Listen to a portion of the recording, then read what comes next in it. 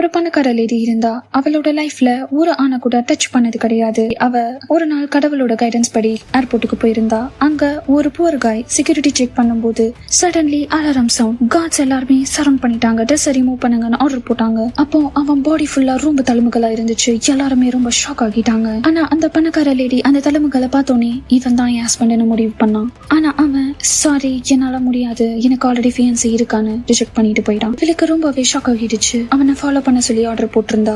அதுக்கப்புறம் அந்த புவர் காய் தன்னோட வெட்டிங் மெனியூக்கு போயிருந்தா. அங்க அவனோட ஃபியான்சி வேற ஒரு ரிச் காயோட கையை பிடிச்சு நின்னுட்டு இருந்தா. இவனுக்கு ரொம்பவே ஷாக் ஆகிடுச்சு. இவன் தான் கல்யாணம் பண்ணிக்க போறான்னு அங்க எல்லாருக்கும் அனௌன்ஸ் பண்ணான். ஆனா அந்த ரிச் காய் அவனை ஹிட் பண்ணிட்டான். அங்க இருந்த செக்யூரிட்டி கார்ட்ஸ் அவனை தள்ளி விட்டுட்டாங்க.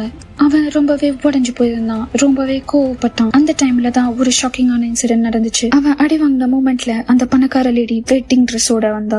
அவனை கைத்தாங்கலா தூக்கி நிறுத்தினான். அவன் இந்த ரிச் காய் அப்புறம் அவனோட ஃபியான்சிய பல்லாருன்னு அடிச்சு ஒன்னு சொன்னான். யாரும் என் ஹஸ்பண்ட் டச் பண்ண கூடாது.